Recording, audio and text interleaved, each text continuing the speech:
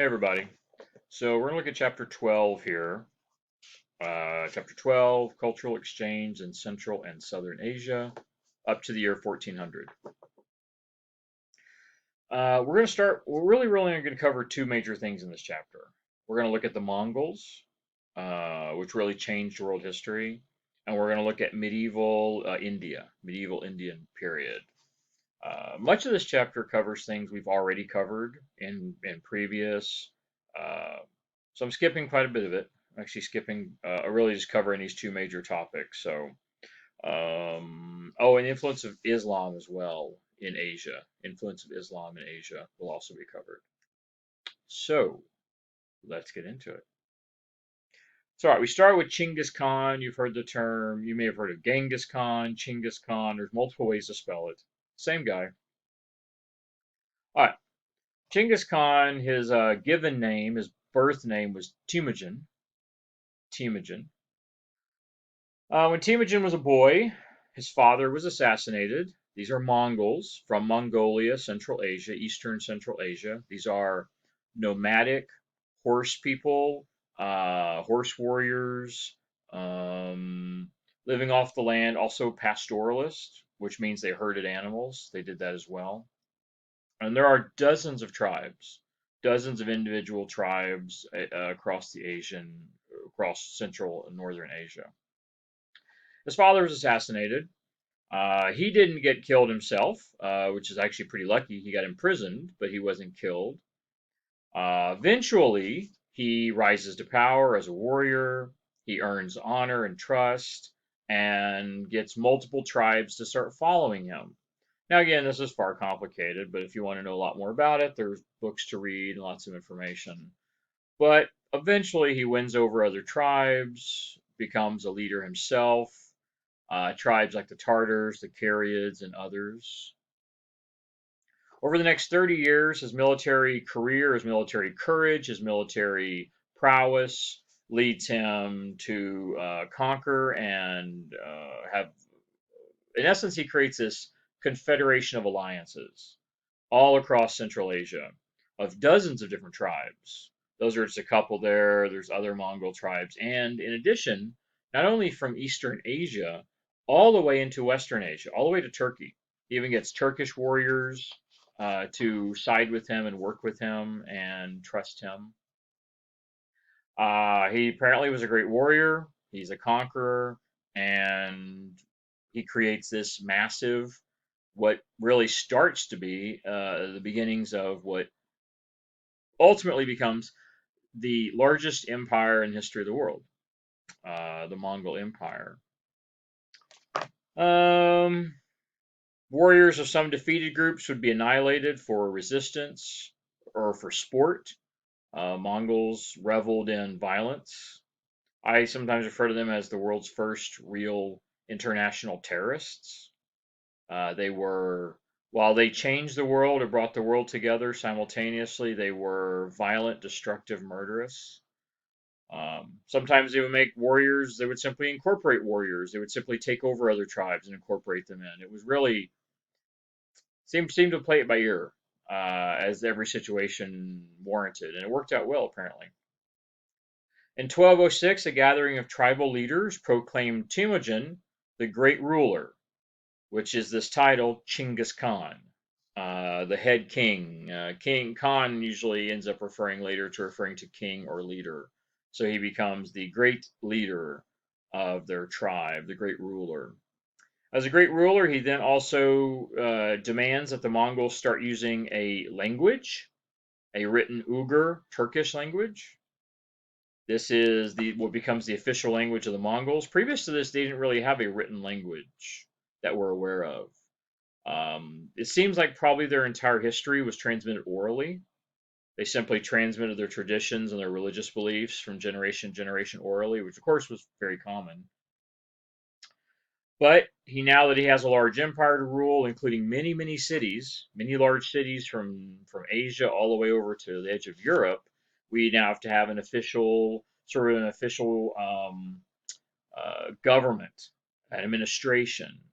And so we end up using this Uyghur Turkish script to record the laws, the customs, punishments for crimes, rewards for bravery.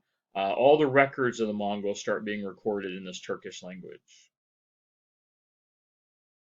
Chinggis Khan continues to build this Mongolian Empire using a well-organized military structure. They were the premier warriors of the time, horse warriors of the time, greater than anyone else, as evidenced by their conquest.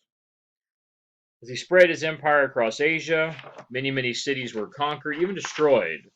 They had a habit of going into a region and they would ask for surrender, and if they didn't surrender immediately, they would burn, completely raze, which means burn it to the ground. They would raze one out of every 5 cities, just kill everything, destroy, burn down the whole city, killing the men, the children, the animals, burning every structure down, so that the other 4 cities would open up their gates and welcome the Mongols in without any type of resistance, knowing that if they resisted, they'd burn down their entire city. Killed the women sometimes, or sometimes they took the women. Sometimes they took the women as slaves or as concubines, wives. These were horse warriors, a lot of them young men, and one of the reasons you go to war in this time period like this is for the booty. No pun intended. It's for the treasure. Booty is referring to treasure, going for the treasure and the wealth. And one of those things as treasure and wealth is captured women, either to make as concubines, wives, or slaves. Either way. Conquered all the way for Asia, Persia, China, pretty much all the way from China to the edge of Europe. Toward the end of his life, he pressed into Persia and he dies in 1227. Spends pretty much his entire adult life on the warpath. And he's very successful. His successors, after his death, his empire was divided into 4 parts. His empire divided into 4 parts. We call these parts the Khanates. Each one ruled by a Khan, which is a ruler, a king. Ogadai, which was Chinggis's 3rd son, he leads an invasion into Europe. He conquers Russia. The Mongols hold on to Russia for about 200 years. For about 2 centuries, Russia's under Mongol rule. Still Russians people, the Rus. The Rus people are pretty much the population, but the leaders of Russia are Mongolian for about 200 years, before the Russians finally rise up and overthrow them. They conquer Poland, they conquer Hungary. He had an army of over 100, maybe even 200,000 horse soldiers. Literally nobody could stand against them. Everywhere they went, they won almost every time. They do finally get into Central Europe and they get stopped. But the reason they get stopped in Central Europe is because of the wet, the mud. You can't ride your horse army through knee-deep mud. The horses simply get stopped or they break legs, etc. The mud and the rain in Central Europe is actually what stopped the Mongols. If it hadn't been for that, for all we know, the Mongols would have conquered all of Europe. We'd all be speaking Mongolian today. The mud and the rain is thought to be the #1 reason that stopped the Mongolians from conquering Europe. Their horses simply couldn't get through it. And apparently they didn't have to deal with that because the Central Asian steppes, even though some parts of it are incredibly cold, generally speaking, it is dry. So they didn't have to worry about mud like they had to in Europe, which is incredibly wet. So, yeah, mud. That may be the #1 reason they kept the Mongolians from conquering Europe. All right, Ogadai was killed in 1251. His son took over around that time period, and he was eventually the one who toppled the Abbasid Caliphate. The Abbasid Caliphate in 1258. So Ogadai's son is the one that conquers the ancient's the wrong word. Let's just say the Persian Empire. Persian Empire, which now had existed, this new version, again, there's been multiple Persian empires, the most recent Persian Empire, which had existed now for 400 years. I think the Abbasids have been in power since all the way back to the 900s. So 4 centuries of Abbasids running, Muslim Abbasids running Persia, and they conquered in 1258. Another very famous Khan is Kublai Kai. Kublai. There's multiple ways almost all these names are spelled. I'm not sure why that is. Has to be a good reason for it though, because there's multiple ways to spell every one of them. Anyway, Kublai Khan, who was the grandson of Chinggis Khan, he came to power in 1260. Under his rule, he conquers China, Korea, Vietnam. Matter of fact, the only thing that kept him from conquering Japan, again, they couldn't get their horses there. They couldn't get their horses across the water. Bottom line, anywhere the Mongolians could get their horses, they won. Just that simple. If their horses could get there successfully, with their hundreds of thousands of horse soldiers, they conquered. They won every time. India, same thing. They couldn't conquer all of India because central India has got deserts and mountains. The Mongolians couldn't get over them. Boom. So it's literally geography, really, and climate that stops the Mongolians. Humans can't stop the Mongolians. Mother Nature is the only thing that can, there's been no other force on Earth that's really ever been like this, to where the human power had no capability to stop the Mongolians. God, Mother Nature, whatever you want to call it, is the only thing that can actually stop them. Pretty crazy. They conquer Vietnam, they conquer Korea, they conquer China. This is the very first people and the only people to ever conquer southern China. No other outsiders have ever taken and controlled southern China. And the Mongolians do it. Not for long. I think it's like 100 years, maybe. Don't quote me on that, but something like 100 years. But no one else had actually managed to conquer southern China other than, again, the Chinese themselves. By 1270, they're in Southeast Asia. By the 1280s, they get to the edge of Japan or the edge of China next to Japan. They even try. They honestly do. They actually put horses on ships and they try to move ships over to Japan, and it's a disaster. As the ships sank and horses didn't like being on the ships. And they do manage to actually get some troops into Japan, but the Japanese were a feudalistic society. They were warriors. Japanese were a very warrior society, militaristic society. So had the Mongolians managed to get an army into Japan, it would have been a real fight. Japanese were one of the most militaristic societies in the time period, but it failed. They tried, but it failed. Um, Very interesting stuff. Really, really interesting stuff with these guys. So Asia, China, Vietnam, Korea, Japan, Southeast Asia. Again, they got stopped at Japan. They tried. They did invade Japan. They did actually get an army in there, but it was partial. It was weak. They lost a lot of the horses, or a lot of the horses didn't make the trip, and Japan was able to fend them off. But being across the water is one thing to say. When we look at this empire, this is the height of the Mongolian Empire, all the way into Central Europe, the Middle East, all the way into Turkey, all of what we think of as Persia, into northern India, Central Asia.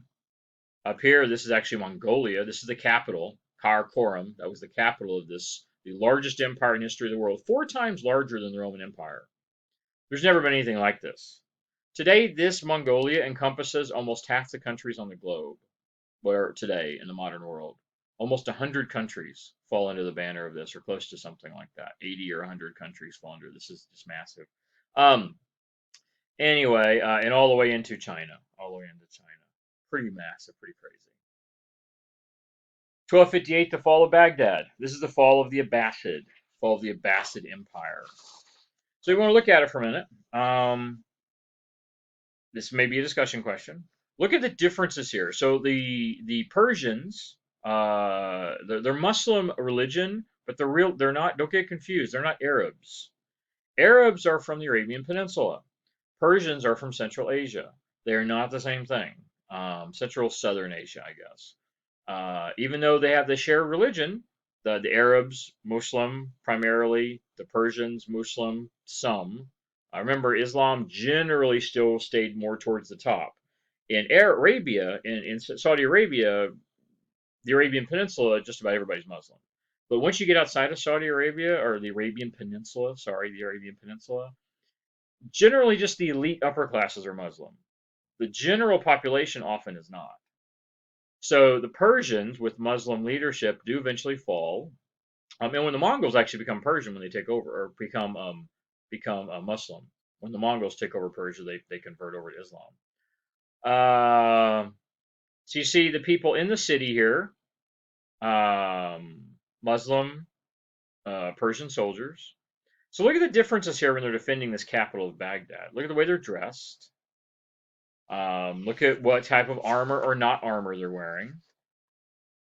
Um, why didn't the Mongols wear armor? Think about that. Mongols didn't really wear armor. Yet your typical soldiers did wear armor at the time period. Remember, this is the Middle Ages. This is the feudal ages. These are like swords and knights and armor and stuff like that. So why weren't Mongols typically wearing armor? Think about that.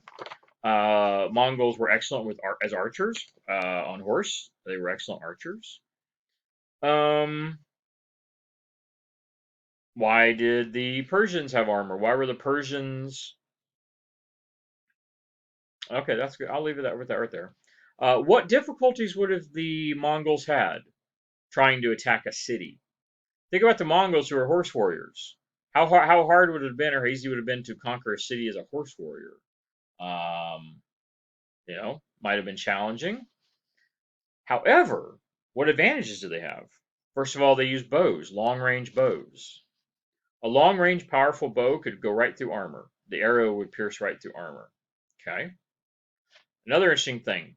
Here we have the Persians defending the city. What do you see around the city? Describe what you see that defended the city. What is this here? That's water. You have here, which is the bridge. Okay. These are also Persians up here. You see they're lined up with shields. They also have bows. Okay. What is this here? Can you define what this is? Some people may not know what it is. I'm going to tell you. It's what we would today probably refer to as a trebuchet. It's a siege engine. It's you may have seen it. I'll tell you where you might have seen it. Lord of the Rings movies. Maybe where you've seen it. It's a type of catapult. It's these massive things that can be 20, 30 feet high with this giant arm, and they weigh it down on one side. They put big rocks on it, and they use basically like a spring mechanism or a tension mechanism, and it flings the arm up and it throws rocks, big boulders. And the design of it is to knock down city walls, to actually knock down stone walls, brick walls. Well, how did the Mongols do that? The Mongols didn't they carry these siege weaponry all across the Asia? No, they didn't. They would actually show up and surround the city, cut down all the trees, and build all the stuff right there. Now, how did the Mongolians learn how to use siege weaponry? Think about that. You think they knew how to do this from Central Asia, Karakoram, where there were no walled cities? No, they didn't. Which means they had to have learned this from somewhere else. What might have facilitated that learning? Remember, they're conquering Persia. What runs right through Persia?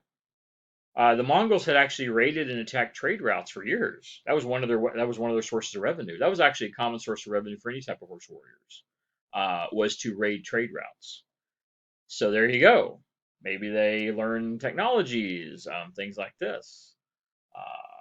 Interesting kind of stuff. So you can see evidence here of siege warfare. You can see evidence here of the city defending itself and how the city defended itself. What does this really talk about the Mongols? How they, who were these generally unquote uncivilized because they didn't have cities, written language, modern technology really. How did they manage to come forth on the world stage and literally conquer everybody who was far more advanced? Chinese, Indians, Persians, Europeans, who were advanced in warfare, military technology, armor, and weapons, and they had cities, and these uncivilized horse warriors come down and they sweep everything away. No one can stand against them. What is it that makes them so special? And how is that in this image? What comes out in this image that might help you come up with that idea of how they managed to conquer a 400-year-long empire in Central Asia, which had survived lots of other challenges? It's interesting. Something to think about. All right, the Mongols as rulers. One of the reasons they were so successful was that they often incorporated the conquered people into their armies and their empire. So they would conquer a territory, and then they would take the learned, the leaders, the educated, and they would actually incorporate them into the empire. They would take over, and then they would take the elite, and they would actually allow the elite people, the local elites, to run the empires. And they would actually have them join them They would recruit these local warriors, local elites, the best of the best, whether it be an educated teacher or a leader or a general. They would actually have them join into the Mongols where they thought it could benefit them. These people had the skills, the knowledge, the technology. The Mongols did not. That might help you answer the discussion question as well. This greatly improved their empire and their ability to wage war. All right.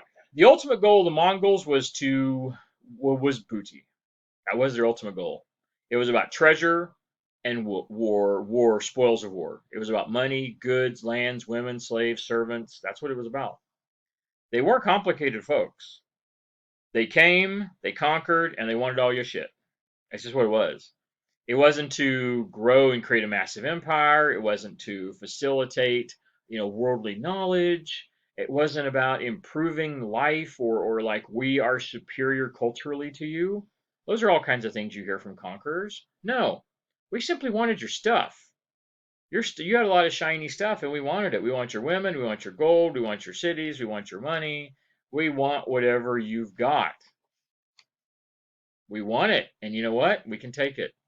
Might makes right. You can't stop us. That was the Mongolians. We have three interesting examples here of Mongolian rule. So three good examples here. First, in northern China. The Mongols considered actually turning all of northern China into a pasture for grazing and herding animals. Northern China, which had hundreds of millions of people, they considered killing everyone. Literally razing the entirety of northern China, killing 100 million people, executing all of them. They thought about doing this. They talked about doing this. They considered doing this. We have writing, again, by this time period. We have writing from the Mongols using the Uyghur Turkish script. They debated this. They debated wiping out an entire millions and millions of populations to turn all of it into basically grasslands for their horses. Yeah. However, they became convinced that it'd be better to simply tax the Chinese farmers. So instead of killing everyone and turning it into grazing pasture for the horses, which would have been great for the Mongols, they instead decided to keep everybody alive and make them pay a tax, make them pay extra taxes. Worked out well, apparently, for Mongols. It made them rich and wealthy. Mongols also allowed Central Asian Muslim merchants to bid for licenses to give them authority to collect taxes. So what they did was they used Central Asian Muslims to actually collect taxes from the Chinese farmers who weren't typically Muslim. Any way they could to pay the Mongol overlords. So at the end of the day, they want the riches and the wealth. So they found a way to use the people to their advantage. They didn't need their food. The Chinese people made food for themselves. They didn't want their food. They didn't want their land. They found it was more use to simply have them taxed and to use Muslim merchants who the Mongols were doing business with through Central Asia and Persia. So they simply use people they're already doing business with and have them be the middleman actually taxing the Chinese and then gathering the money and giving it to the Mongols. Because the Mongols wanted no part of that. The Mongols didn't want to run cities. They didn't want administration. They didn't want to be bureaucrats. They didn't even want, when they would conquer a city, they wouldn't even go into the city. They would conquer it, and then they would set up tents outside and sleep outside the cities, out in the wild. They didn't want to sleep in beds. They didn't want to sleep in the cities. They didn't want to sleep where there were walls. They wanted the city for the wealth it would generate for them. The treasure, the wealth, the riches, the people. That's what they wanted. They didn't want the city for the city. They didn't give two shits about the city. They simply wanted what it could give them. So they didn't want to administer taxes and be tax collectors. So they paid other people that we were doing business with, the merchants, and the merchants collected the taxes for the Mongols. Interesting. That's one. Another example of how the Mongols ran their empires is that Mongols typically resisted any assimilation. As I said, they didn't want to be in the cities. They didn't intermarry. They would use conquered people as slaves. They would use conquered people as servants, as workers. They would hire them as architects. They would hire them as teachers. They would hire them as workers, laborers, whatever. but they didn't want to mix with them. The Mongols did not believe in the racial mixing, if you will. It's not a term they would have used right at that time, but they simply believed the Mongols were a pure warrior blood. They wanted no interest in mixing with the local peoples. It's funny. I just watched Game of Thrones recently, and if you know anything about those horse warriors that the Dragon Queen uses, I don't remember their names. I do now. Dothraki. I think they're called Dothraki.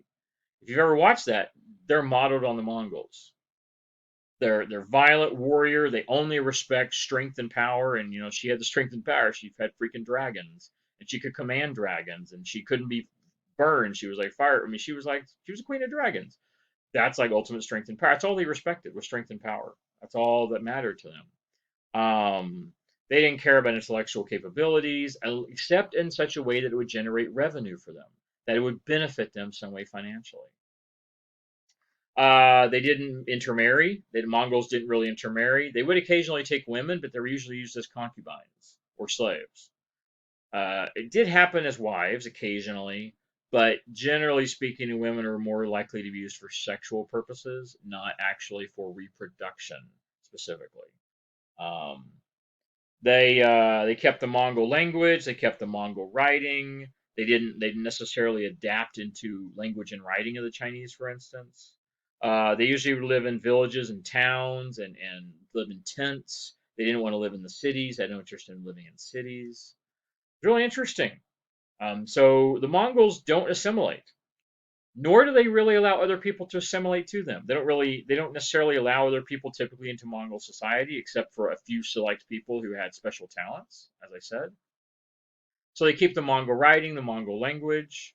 They still keep their capital at Karakoram, even though literally the Mongol Empire stretches in some cases 8 or 10,000 miles away.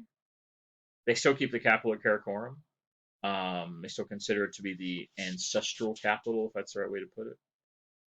Very interesting stuff. Third example, and maybe the only actual exception to this rule, was the Turkish people of Western Asia, Turkey. They merged with them. They're really the only outsiders from outside of Central Asia that the Mongols really accept as equals. But who were the Turkish warriors? They were very much like the Mongols. They were tribal, horse warriors. That's one of the reasons the Muslims loved using them as slave soldiers. They loved using them because they were violent, strong, powerful horse warriors. They knew how to fight with sword and spear and bow from horseback. Or most people couldn't do that. Didn't know how to do that. So ultimately, because they were such warlike and so strong warriors, the Mongols respected them. They consider them to be common ancestors. Probably not. Truth be told, they're probably not common ancestors, but you know they considered them that anyway. Ultimately, they become indistinguishable from each other. Ultimately, the Turkish people and the Mongols become, in essence, the same people, the same culture. All right, 14th century wore on. The Mongols do decline. So 100 years after Chinggis Khan, the Mongols do finally start to decline. Spread out all over the world, and you find warriors and leaders that just simply aren't quite the level of Chinggis Khan or Ogadai Khan or anyway the others. Uh, Tamerlane. Tamerlane. He was a Turkish noble lord. He chooses to actually rebel against the Mongols. He does this in central Persia and northern India and other territories. He copies the exact tactics of the Mongols: the raiding, the pillaging, the terror tactics, the horse armies of thousands of horse soldiers. And eventually he takes about a third of their entire territory, primarily in Asia and Persia, Western Asia and Persia. He was actually known as Timur the Lame. He rode a horse when he was great on a horse, but he walked with a major limp. He'd had an injury, so he couldn't really walk. But on a horse, didn't matter whether you could walk on a horse. So he became a very powerful warrior, horse warrior. And eventually they sort of morphed the name into Tamerlane. Uh, yeah, he's probably the first person to actually start to take down the Mongols, to actually conquer the Mongols. And how does he do it? By using Mongolian tactics, using Mongolian horses, warriors, war tactics, exactly the same as Mongolians. So the only way to actually challenge and defeat the Mongolians was to fight on their terms. That was it. You had to fight just like them. And he does. And eventually the Mongolian Empire does collapse. It is massive, it's huge, the biggest ever. Nothing's ever been like it ever before or since. But it also only lasts 1 to 200 years. And then it just falls apart.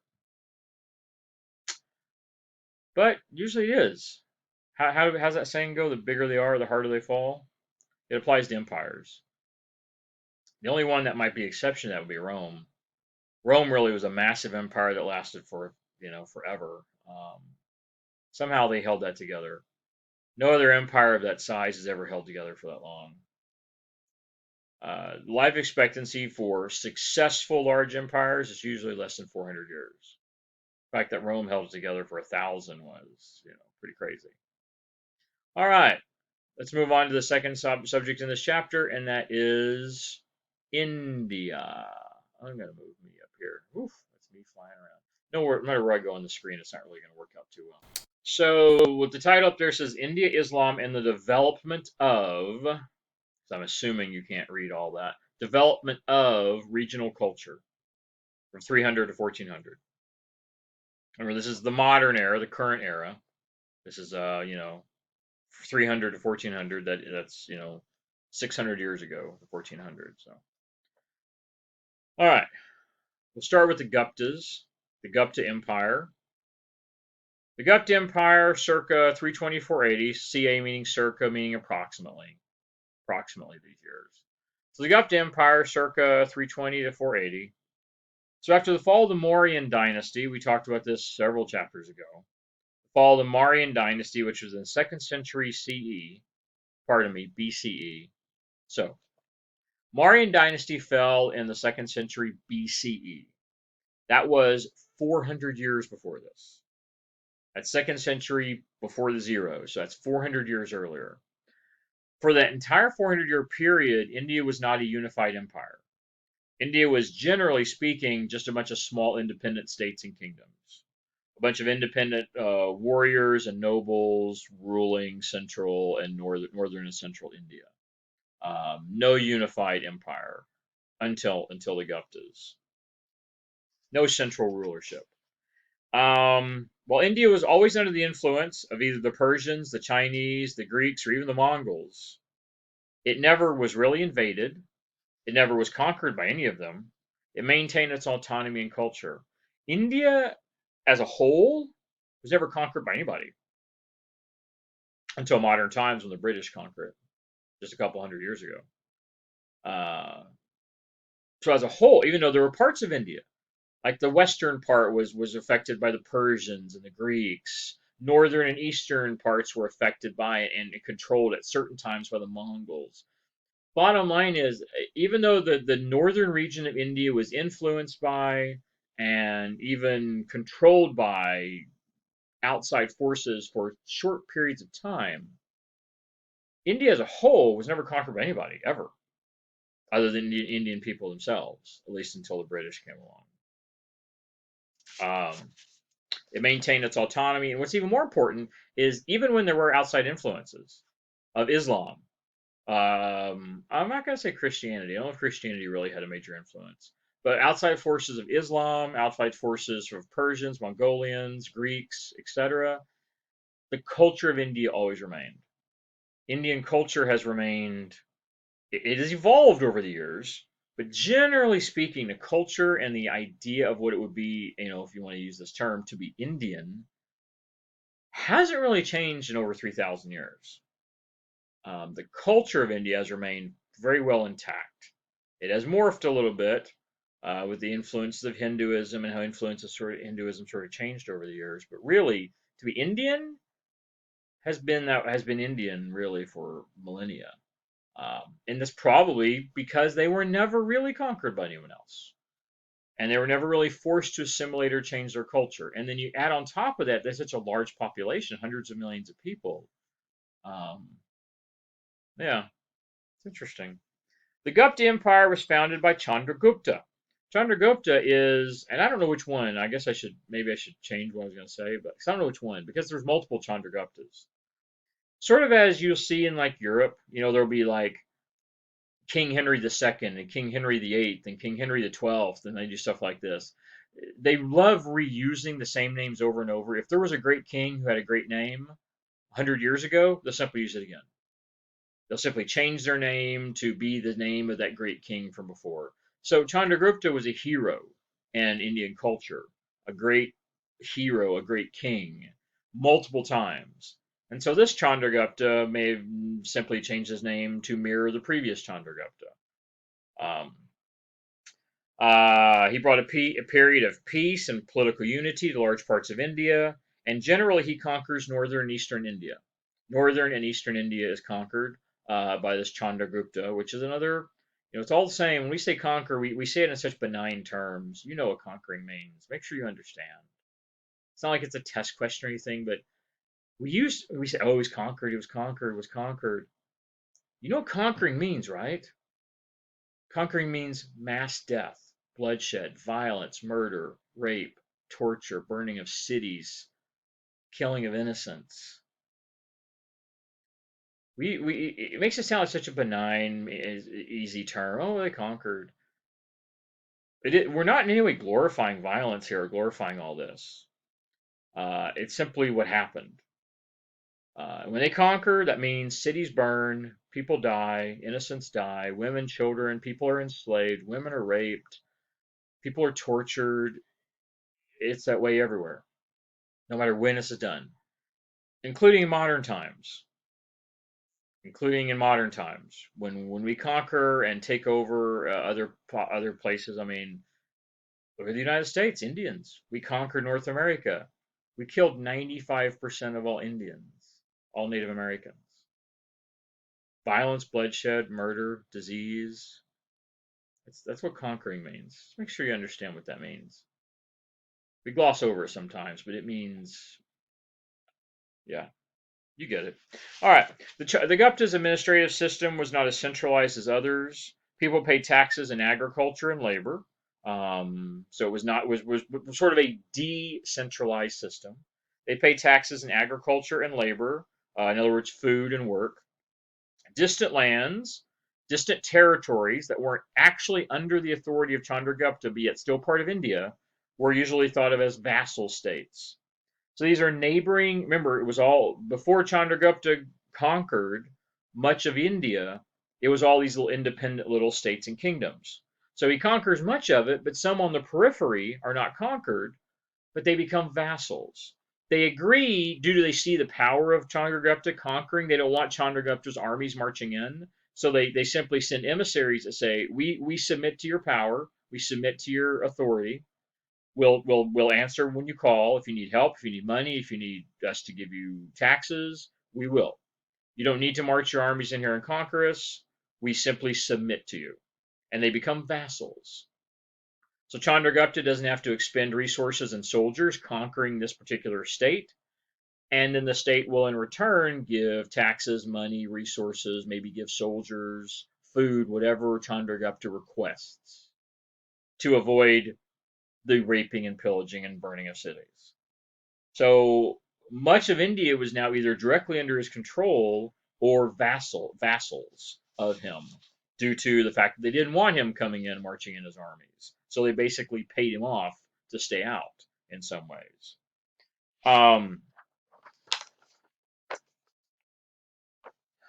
Sort of a peaceful coexistence. The Chandragupta culture, they were patrons of the arts. Outside of maybe Paris, Rome, and the Abbasid, Baghdad, maybe. This was probably one of the most cultured places in the world.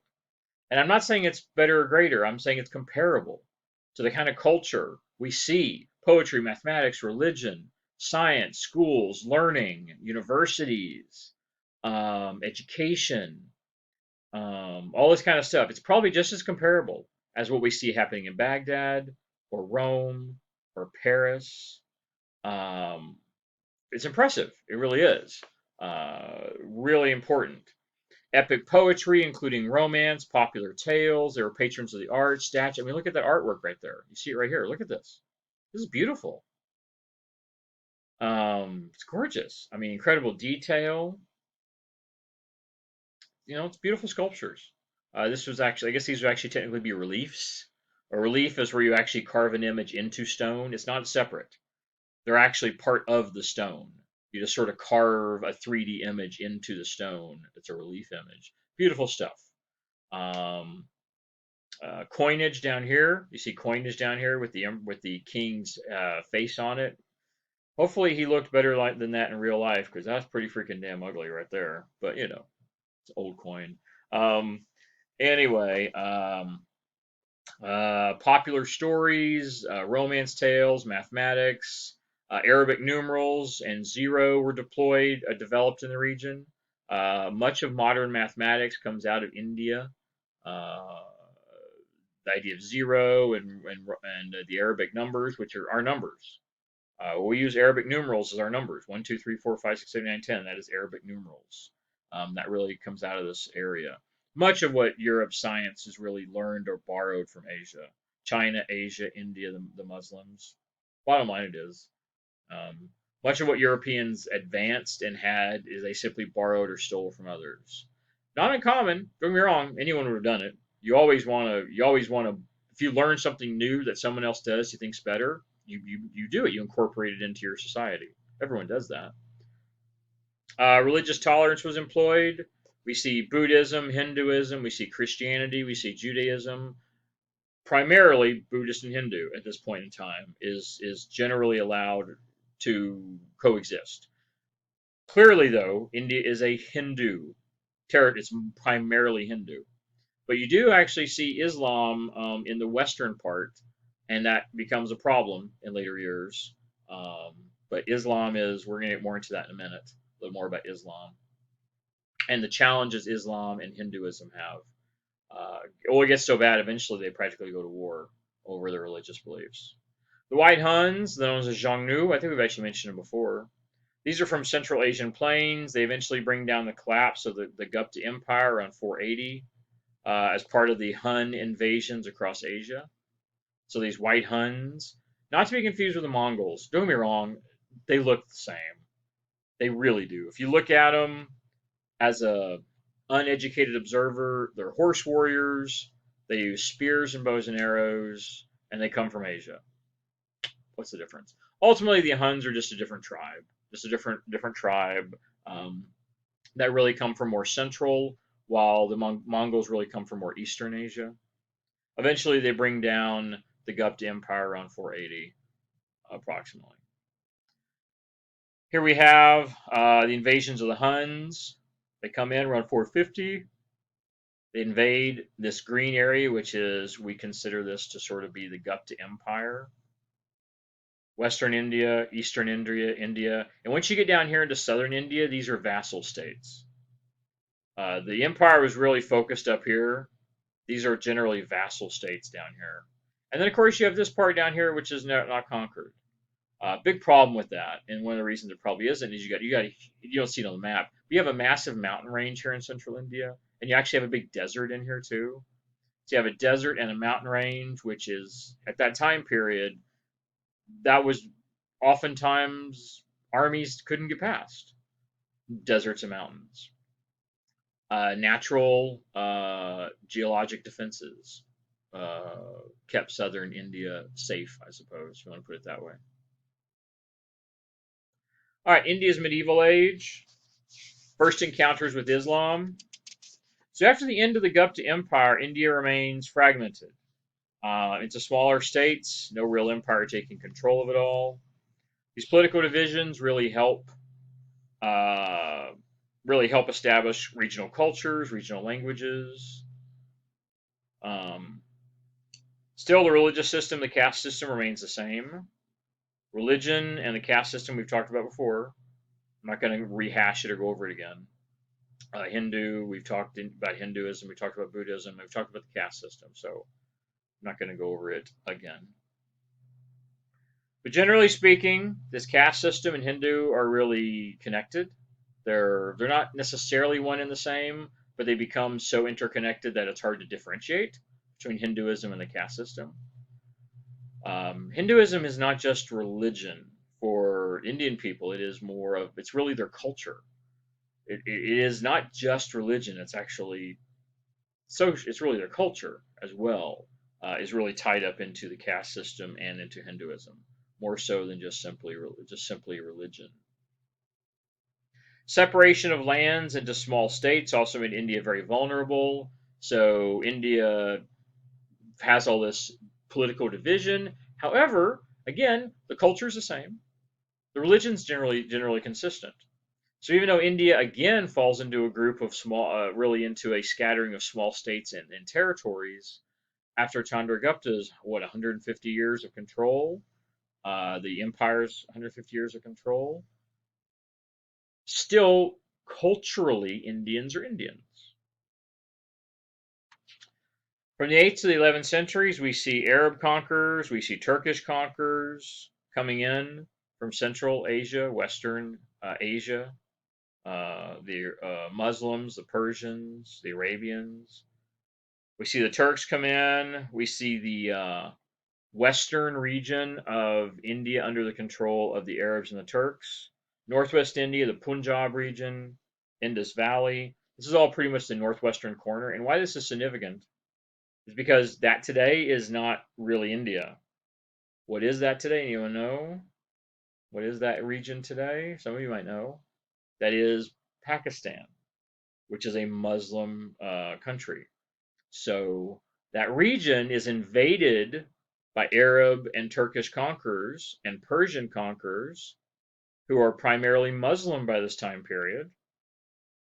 And so they bring Islam into Western India and it never leaves. And most of those people in northwestern India eventually, over 300 years, convert over to where northwestern India is now primarily, don't get me wrong, there's still a lot of Hindu people, but it now sort of becomes primarily Muslim, even though we do nominally consider it part of India in this time period. So the entire region of where maybe Indian civilization began becomes generally a Muslim controlled territory, even though it's still technically part of India. So for all these Muslims and Arabs and Persians, we do find that Islam really starts to dominate in this northwestern corner of India, even though there are still many, many Hindus as well. This conversion of Indians to Islam is encouraged by Turkish rulers. Turks were Muslim, so they do encourage Indian peoples to convert to Islam, obviously. But the caste system makes it very difficult. It's hard to convert to Islam under the caste system. The problem is the poor will convert. Why will the poor so readily convert to Islam? Think about it for a minute. The poor, who are probably the lower caste. Why? Because if you're in the caste system, you're generally stuck. If you're born into one of the lower castes, that you're probably going to live your life there. The only chance you have of actually elevating above your caste is death, reincarnation. That's it. It's the only chance you've got. So if you're in a low caste, you're there. From the day you're born to the day you die, including your family, your kids, your children, they're all going to be there. So you're always going to be poor. You're always going to be disrespected. You're always going to be the lower parts of society. However, you convert to Islam, everybody's equal under Islam. If you are of the faith, if you are Muslim of the faith, under the religion, don't get me wrong, it isn't like we understand the reality. In America, everyone's equal, except for those that aren't. We understand that even though on paper everyone's the same, we know in practice it doesn't always work out that way. We know this. But at least technically, once you converted Islam, you were equal to everyone. Everyone was the same. No caste system, no hierarchical system. You're elevated from the lowest of the low to the same as everybody. So the poor and common people in the lower caste converted to Islam actually pretty readily. It wasn't really a big of a challenge to convert millions of low caste Indians to Islam. It was very beneficial to them. But the upper caste did not. I mean, would they want that? Because the lower castes are being brought up to equality with others. What about the high caste? The priests and the warrior castes? They would be brought down, putting them on an even playing field with all the other common Indian population. They didn't want that. So it was very, very difficult to convert the upper castes who have the power, the authority, the money, the political dominance, pretty much the best educated. So all of the elite were very hesitant to convert. So this becomes problematic. Um, Tougher to do. Well, eventually those that do stay with Hindu, even though everyone else does convert, those that choose to stay as Hindu eventually become known as what we would call protected peoples. They get to stay as Hindu because they believe Hindu gives them advantages. Either they simply are very dedicated to the belief or they are upper caste. And they become protected peoples and they have to pay the jizya, the same as Jewish people. Anyone who lived under Muslim rule who wasn't Muslim had to pay this head tax. Christians, Jews, Hindus, doesn't matter. You had to pay this head tax. In essence, it's a tax for not being Muslim. So Muslims are often okay with people who didn't convert. They were generally okay with it. They would ask them to convert. They'd try to get them to, but if they didn't want to, there wasn't like there was these. They didn't have these pogroms. A pogrom is where like this mass attack or this mass persecution of groups or even executions. They didn't do that. In essence, they tried to get you to convert. If you didn't convert, fine, you got to pay tax. So we're going to enjoy that. We're going to enjoy the wealth generated by your non-conversion. Christians and Jews have been doing this for centuries by this time. No different for the Hindus doing the same thing.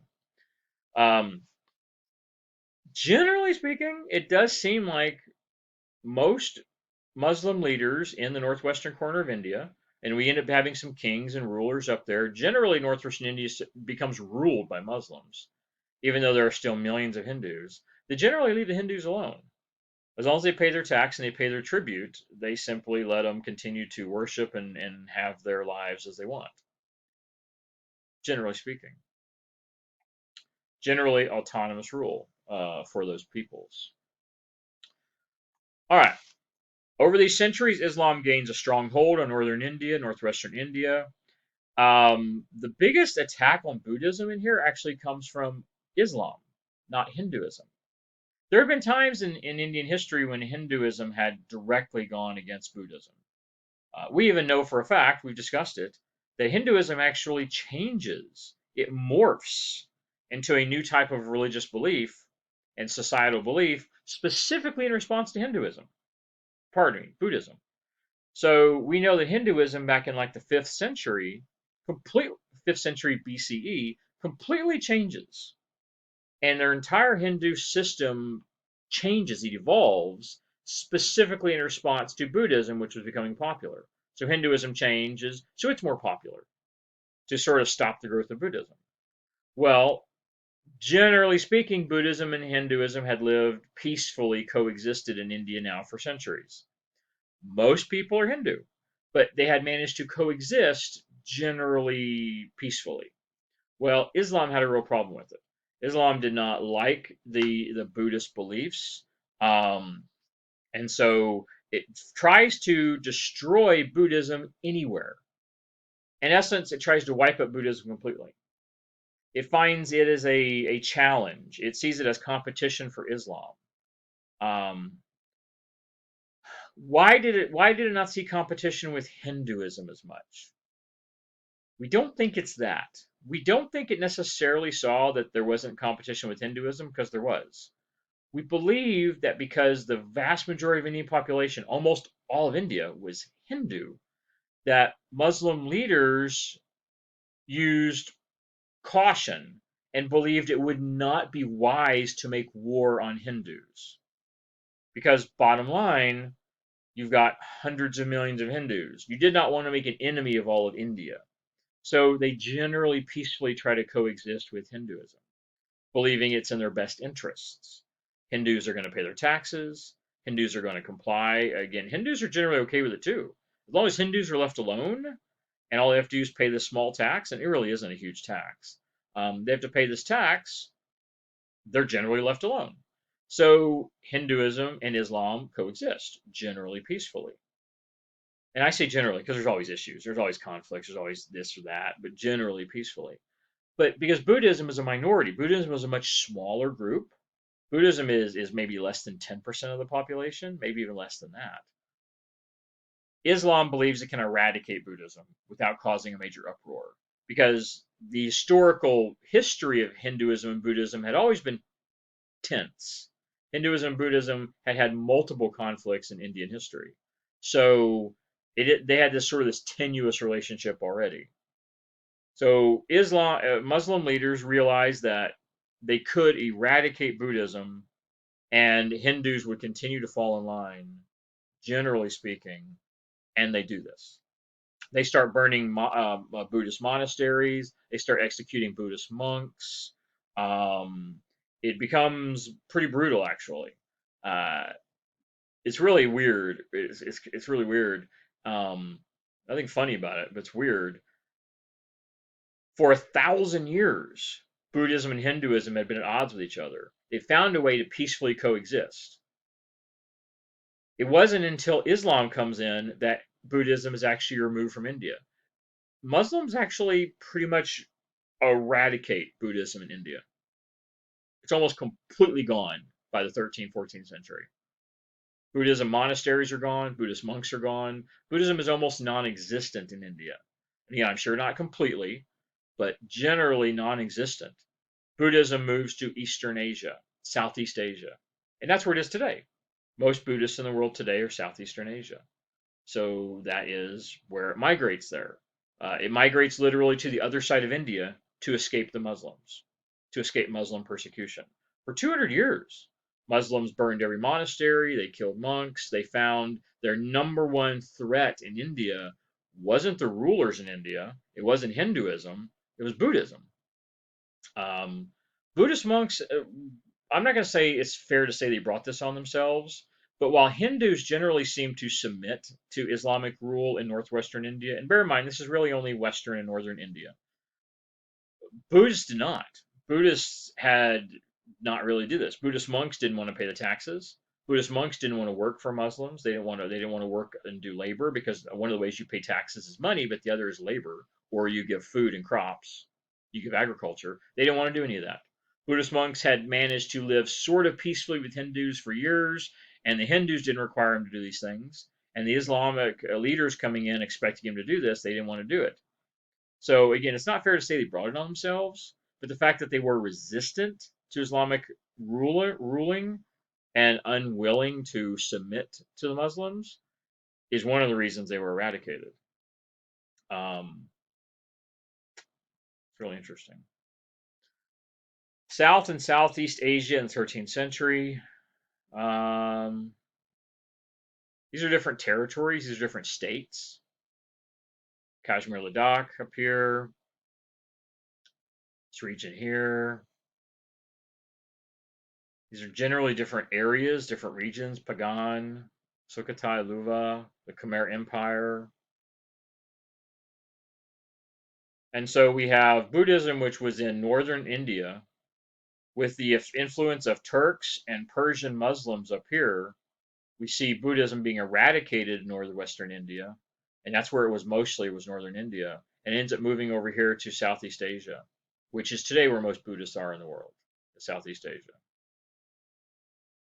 I mean, you find them anywhere, of course, but that's where the largest population is. And it's as a result, ironically enough, it's as a result of Muslims kicking him out of India, not Hindus kicking him out of India. It's interesting. All right, the Delhi Sultanate. 800 years of separation and conquest by the Mongols and the Arabs. We finally see a new government. So this is the first unified government we see in India for 800 years, since the end of the Chandraguptas back in, what, 480? So yeah, almost 8 centuries before we see another really unified government in India. Turkish rulers from Afghanistan extend control over India. They establish the Sultanate of Delhi, and again, a sultanate, sultan being a king or a lord. So the Sultanate of Delhi is established around 1206, and it lasts to 1526. So it lasts for what, 300 years? So while the Sultanate was able to resist the Mongols, generally speaking, it was able to resist the Mongol rule and Mongol overall influences. Eventually, Tamerlane is the one who actually conquers this northern territory. Remember, he's the one who took many of the lands from the Mongol Khanates in the first place. He invades, he conquers much of northern India, including the Sultanate. So they managed to fend off the Mongols for the better part of 200 years, and then Tamerlane comes in using the same tactics as the Mongols and conquers big parts of northern India, conquering the Delhi Sultanate. All right, and the last thing we're going to talk about is life in medieval India. That ends all the political stuff. That takes us up to where we generally finish this class, is the 1500s. The Delhi Sultanate eventually is conquered by Tamerlane from Turkey. Life in medieval India, urban versus rural. All right. You might think in all this turmoil, all this conquering, all this violence, all this killing, you might think, well, life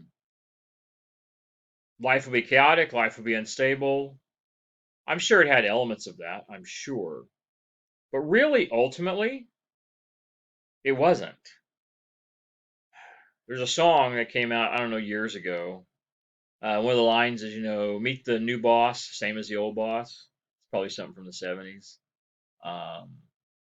It really is.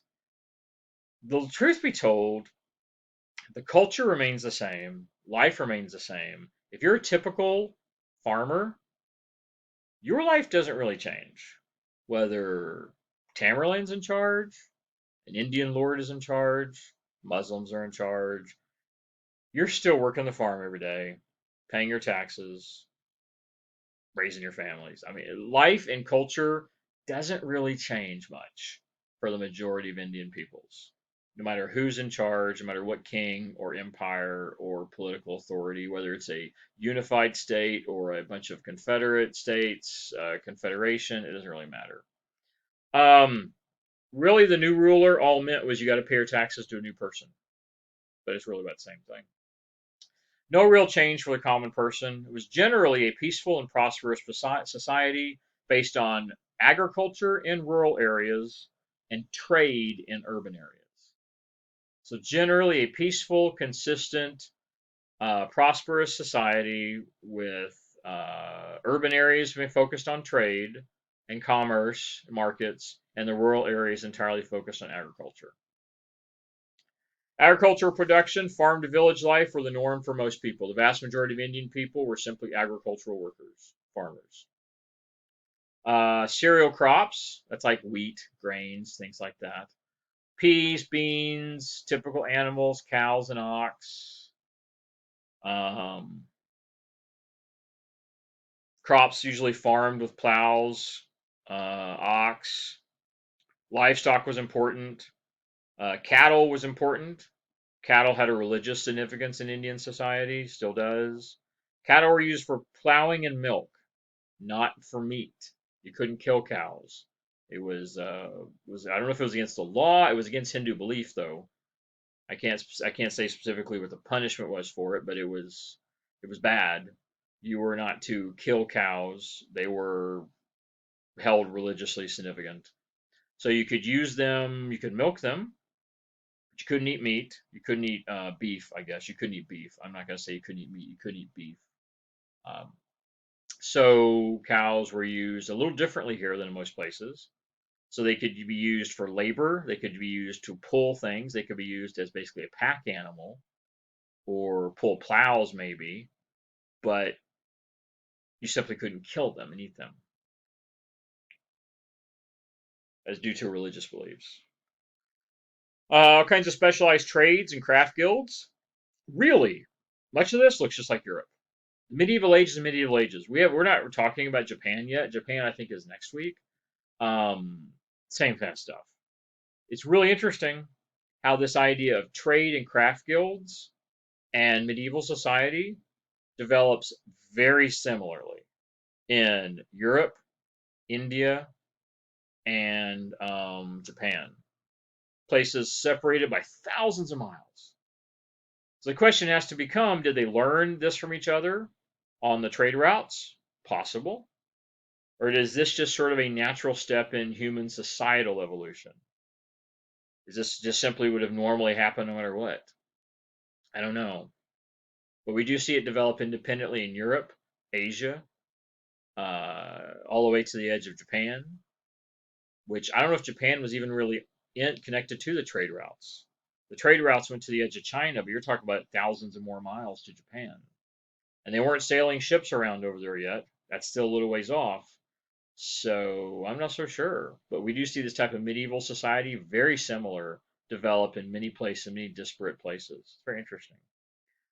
Silk was important. They used and produced silk. They produced linen, wool. These are all textiles in these different guilds. We've talked about guilds before. Remember, these are organizations. Basically, these are business organizations that are created to sort of organize trade, to control prices, to set standards for products. So silk has to be a certain standard, pottery has to be a certain standard, even going so far in some places to either license or tax these people, or even to the point of establishing standards of training and quality for silk or pottery or whatever the products are. Cotton as well, cotton, wool, silk, linen, huge textile industry. Gems, oil, spices, these were all very expensive trade goods used by Indian peoples to generate quite a bit of wealth. Um, Probably the most prosperous, wealthy nation on earth is India in this medieval period. Individually, per city, like per capita, I'm going to take that back. I'm not sure per capita is the right way to put it. Individually, per city, there might have been more prosperous cities, Rome or Paris, for instance, maybe. But because India was so big and had such a huge, I mean, India had a population equal to all of Europe. So they had this massive population. That meant there was many, many more people to generate money. So generally speaking, India was probably the wealthiest nation on earth due to its massive population and the fact that it was really tied up in this trade of all these precious goods and resources, which brought massive amounts of wealth to Indian populations and Indian middle and upper class. This is also the period where the caste system reached its peak. Eventually, we do see the caste system divided into smaller castes, the jati. This is where you have those main castes, like the four castes, the priests and the warriors and the commoners, and then you have everyone else. Um, the four castes. Well, eventually they break it up into these subcastes. And if I'm right on this, I believe today, and the caste system is still well alive in India, I believe there are over 6,000 different subcastes, what are known as jati. Um, and what's interesting is, how does this develop? The castes start to develop along the different trades. So in other words, there starts to be a caste specifically for a metalworker, a caste specifically for cotton manufacturing, or silk workers, or oil producers, or spice producers. And so the caste system actually comes to represent not just the socio-cultural status, but actually starts to include economic as well. So the caste system starts to reflect socio-cultural economic stratification of society. So your caste is not just your social place on the social ladder, it also becomes your economic place on the ladder. And your family becomes identified with your economic trade, your guild, whatever goods you produce, in addition to your birth and your name and all this kind of stuff. Based upon professions. Oh, and another reason that the jati would be created would based upon geography. You could actually be part of a particular caste based upon your geographic location. So not even just the goods you produce, but where you live could actually assign you to a particular caste. Um, and you were encouraged to never intermarry with people of other castes. You were supposed to only stay within your caste. You're only supposed to associate with people in your caste unless you needed to associate for business reasons. Culturally, you're only supposed to associate with people within your own jati. unless it was for business economic reasons. Then you could cross associate with other castes. But you were supposed to marry, live with, have children with only people from your own jati. If you broke the rules, you could actually be outcast. That's where that term comes from. You could be kicked out of the caste. And even though the castes were incredibly prohibitive, incredibly structured and oppressive, to be an outcast was even worse. Because at least in the caste system, you had a place. You knew your place. As long as you stayed within your jati, you had some type of stability. You had respect, at least within that particular group. But if you were outcast, no one wanted anything to do with you. You could even be an untouchable, become an untouchable.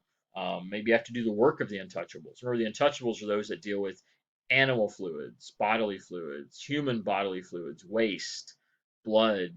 Anyone that touches anything like that would be considered unclean, and they were the outcast, or they were the untouchables, which is sort of a caste. I don't think it's officially a caste, but there was enough people in it that it becomes sort of a de facto caste, the untouchables. I don't know if it was an official one, I don't think, but a de facto caste, because so many millions of people eventually have to be in the untouchables to do all those jobs that make you unclean. Family was very important. Probably the center of life was family, family and the jati. Patriarchal home, polygamy was practiced, having multiple spouses, multiple wives. Polygamy was common.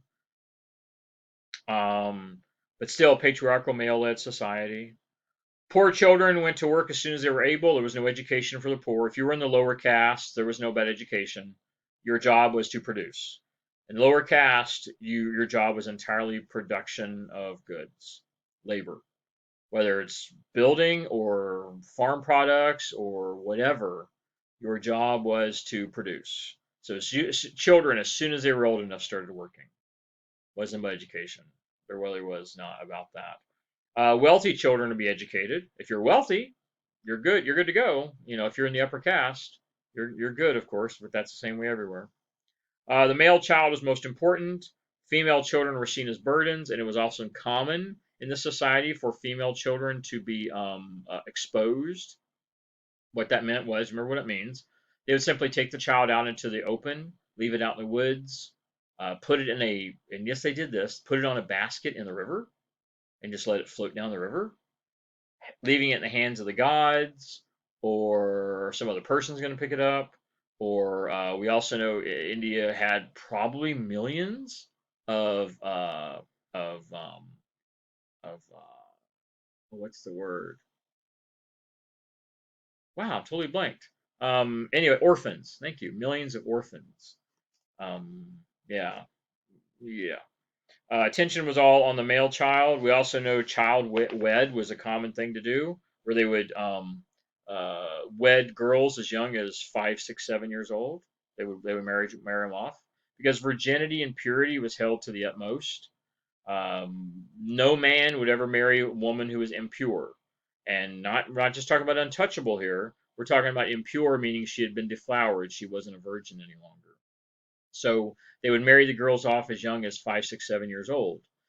They wouldn't consummate the marriage then, but the tradition was to consummate as soon as they reached puberty.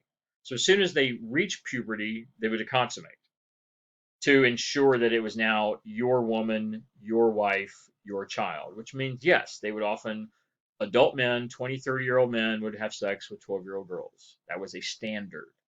As soon as a girl hits puberty, they were to have sexual relations to sort of lock in that relationship. She is now his. No other man can claim her because she's no longer pure. She has been violated, if you will. So she's no longer pure, so he doesn't have to worry about her being taken by anyone else. And of course, he can now start having children. And yeah, child wed in India is actually, well, honestly, it still goes into modern times.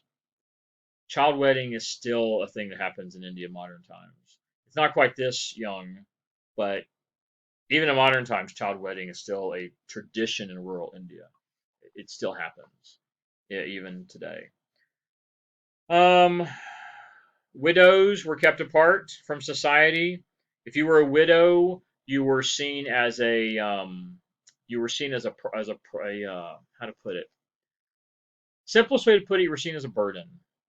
If you're a widow, you're seen as a burden. There was this cultural norm that if your husband died, you should probably die too. Even to the point of expecting them to commit suicide. This is not a rare thing. This was a common practice in rural India, to where the husband would die. Um, it was common to burn bodies in India. What was one of the ways of disposing of the dead? They would burn the bodies. It was pretty common. The woman was supposed to actually throw herself on her husband's funeral fire. It's called sati. It is. It is. It is. It's suicide. It had a cultural significance, though. There was a purpose for it. Now, don't get me wrong. If you're the woman who's burning alive, I'm sure it wasn't good. Um, but there was a cultural significance to it. It was believed if the woman stayed as a widow, she was sort of a blemish on the family. She survived while he died because the men are considered more important. Therefore, she lived and he died. It should have been the other way around. She should have been the one to die. And furthermore, if the woman did commit this suicide by fire, the sati, she would in some way expunge the sins of the family. Um, in her death, in her screams of burning alive, she would somehow cleanse the soul of the family. Yeah. I do not know. I've read about this and I've never seen an actual clear answer on where this began, where this tradition began. Like, where'd they ever get the idea that you should throw yourself on the fire and burn yourself alive when your husband died? Um, it certainly indicates the devaluation of the female, doesn't it? That female life is so insignificant that they're better off to just commit suicide than to actually stay around. Um, there's practical purposes to this. First of all, the cleaning of the sins, the clearing of the sins. But further, instead of having a lot of women who are a burden because women often didn't work, technically work. Don't get me wrong, women worked, but they often didn't have like professional jobs or careers. Women often didn't work in the fields, um, in the farming. They couldn't be warriors. There's a lot of restrictions that women could do, and so they were generally seen as a burden. So it eliminates the burden. Plus, they atone to the sins. And you might say, well, she just remarry, right? No, because remember, what was of the utmost highest importance was the purity of the woman. That's why they married the kids off when they were 6 years old, the girls, because the girl had to be pure. She's a widow. She's been a wife. She's had kids. She's no longer pure. No other man will have her. No other man will have any interest in her, sexually or reproductive wise. So yeah. Don't get me wrong. To be clear, it's not like every woman did this. It isn't like sati was practiced across all of India, but it was so common that it's considered, well, it's considered common that this commonly happened. Not every woman did it, of course, but enough did it that it was hugely significant. Even in later years, they have to start making laws banning this.